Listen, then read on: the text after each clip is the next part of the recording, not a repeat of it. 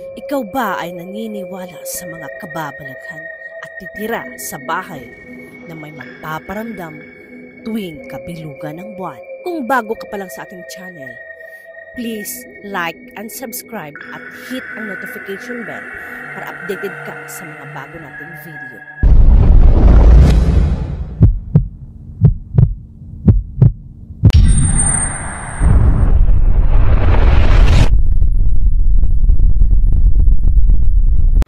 Muling nagbabalik ang inyong lingkod, Pulse Ghost Venture, ang Lady Ghost Hunter ng Cagayan de Oro City. Andito tayo sa gitna ng Valencia at Malaybalay, Bukidnon. Sa likod ko, makikita nyo ang isang Torre ni David o tawag nila Casa Alegre. Ang isang misteryosong bahay na hindi pa pinapasukan ni kahit kanino. Kung ikaw ay taga Bukidnon, marahil ikaw ay familiar na dito. Marami ang namamangha at natutuwa dahil sa kakaibang disenyo kesa sa mga bagong bahay ngayon. Makikita ang estatwa ng tao na pare-pareho ang mukha na ginawang haligi, bagamat luma at sira-sira na ito sa ngayon. Kung titigan ay masigla at nakakamangha ang estrukturang ito. Noong 1950s, itinayo ang tatlong palapag na bahay na tinatawag noon na Casa Alegre o mas kilala sa Torre ni David dahil kay David Valmoreda ang naging punong haligi nito. Sa tuwing may sanggol na isisilang para mas maging maluwag ang bahay, panibagong silid ang kanilang itatayo at ipagdudugtong-dugtong. Indikasyon na malaking pamilya ang bumuo sa bahay na ito. Sa paglipas ng panahon ay naglaho na ang mga nakadugtong sa mga silid at ngayon ay tuluyan nang naging abandonado. Noong unang panahon ay nababalot na ito ng iba't ibang kwentong kababalaghan. Si Erlinda Valmoreda Pacana, isa sa mga anak ni David Valmoreda. Kahit sa ilang membro ng pamilya ay naka-eksperyensya ng nakakapanindig balahibo. Gaya lamang ng mga yapak na maliliit na tao o diwende at kapre. Minsan nga raw ayon sa mga kapitbahay ay may magdidisko kahit walang tao.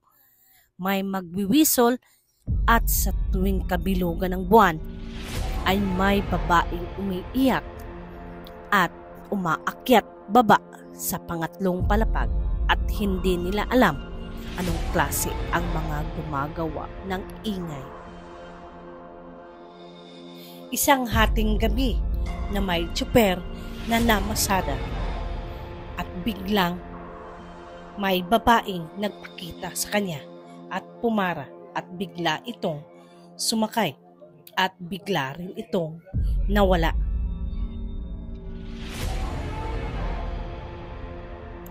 Mula noon ay lagi nang nagtabi-tabi po ang lahat ng mga motoristang dumadaan dito at nagbobusina para tanda ng kanilang pagrespeto. Mula Cagayan de Oro, papuntang Malaybalay, Bukidnon, aking pinuntahan. Ngunit, hindi ako pinalad na makapasok. Ngunit habang nagvi-video ako at may kakaiba talagang nararamdaman. At sa pag-video ko, may nahagip ako na hindi makita ng iba na ako lang ang nakakita.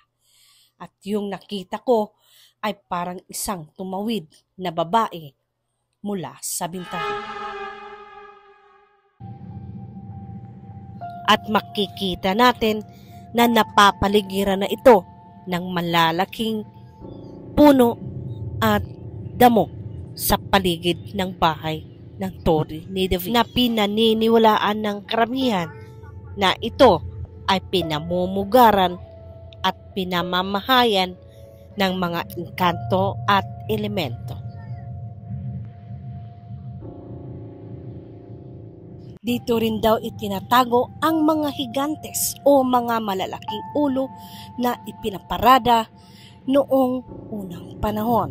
Maraming kababalaghan o naging haunted man ito ay patuloy pa ring inaalagaan ng mga kamag-anak ni David ang mga alaala at misteryo na bumabalot sa bahay ni Tori ni David. Kung ikaw ay may opinyon o istorya dito, paki-comment sa comment section.